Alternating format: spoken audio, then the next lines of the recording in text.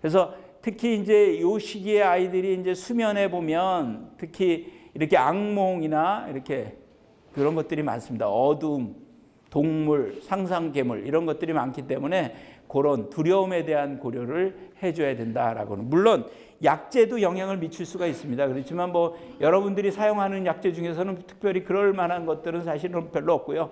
다만 이제 스테로이드 계통은 수면에 영향을 줄 수 있다라고 하는 것을 알 수가 있습니다. 특히 이 시기의 아이들은 사건 수면이 많습니다. 사건 수면이라는 건 여러분 아시겠지만 뭐 몽유병이라든지 뭐 이런 것들이죠. 야경증이나 이런 것들이 대표적인 사건 수면이 되겠는데, 이런 것들은 되게 원인이 수면 부족이라든지 약물이라든지 스트레스라든지 뭐 이런 이런 것들이 주 원인이 되겠습니다. 사건 수면과 악몽을 구분을 해야 되겠죠. 그래서 사건 수면은 밤 첫 때 주로 나타나고요. 악몽은 한밤중 후반 3분의 1 나타납니다. 왜 그러냐면 밤 첫 3분의 1 때 우리가 깊은 수면에 들어갔다가 이때 되면 얕은 수면으로 빠지거든요. 그렇죠? 그렇기 때문에 실제적으로 그 시기가 다르다는 거죠. 그래서 야경증과 같은 경우에는 되게 밤 첫 3분의 1 때 많이 오고요. 그 다음에 악몽은 새벽에 주로 나타나게 되는 거죠. 또 이 야경증과 같은 것은 기억을 못하죠. 반면에 생생하게 기억을 한다라고 하는 것이 특징이죠. 그래서 이것은 역시 깊은 잠하고 관련돼 있고 이것은 렘 수면하고 관련돼 있다라고 하는 것을 알았어요. 그래서 악몽을 줄일 수 있는 것도 뭐 텔레비전 프로그램을 제한한다든지 충분히 재운다든지 자기 전에 먹는 거 이런 것들이 영향을 줄 수가 있습니다.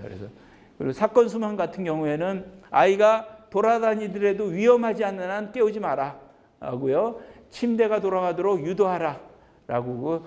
또 이 사건 수면을 줄이기 위해서는 수면 시간을 평소 규칙적인 수면을 하고 수면 시간을 늘려라. 그리고 필요하면 약물 치료를 할 수가 있습니다. 그래서 뭐 저희 같은 경우에는 뭐 이런 벤조다이아ze핀 계통 것들을 많이 쓰게 되는데 어떻든 크로나제팜이라든지 이런 것들을 많이 씁니다. 그래서 혹시 오면 이런 약제를 쓰면 이런 것도 해결이 되죠.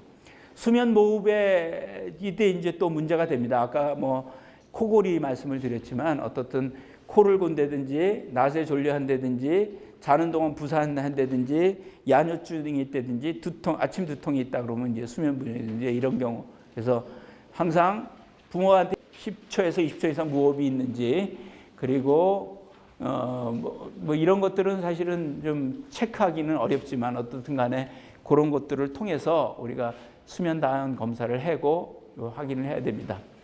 수면 시간이 행동에 상당히 큰 영향을 미치는데 보면 다루기 쉬운 아이하고 다루기 힘든 아이를 보면 밤잠 시간의 차이가 있죠.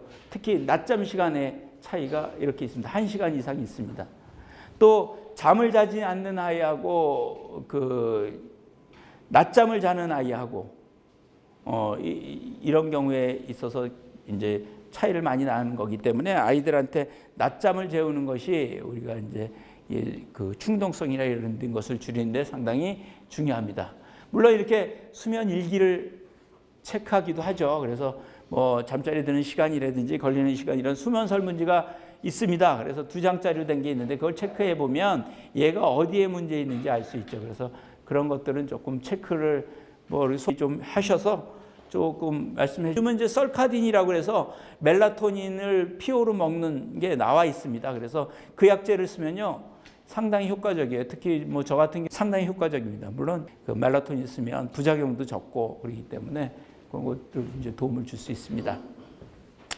자다 깨서 우는 아이가 또 문제가 돼 있죠. 그래서 그런 아이들은 어떻든 아늑한 분위기를 시원하게 만드는 것도 중요하겠죠. 그리고 어떻든 간에 요 시기의 아이들은 어떻든 침대 안에서 자야 된다 이런 것들을 해야 되기 때문에 침대 밖으로 나오지는 않게 규칙을 정하고 또 침대 안에서는 조금 놔두는 이런 것들이 좀 할 수가 있습니다.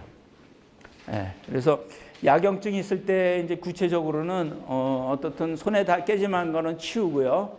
그리고 텔레비전 시청 피하고 그리고 아이가 두려움을 느낄 때는 바로 반응해주고 또 심리적인 스트레스나 이런 거는 없는지 해보고요. 또 이렇게 3개월 이상 나타나면 그거는 이제 전문의 치료를 좀 받아야 됩니다.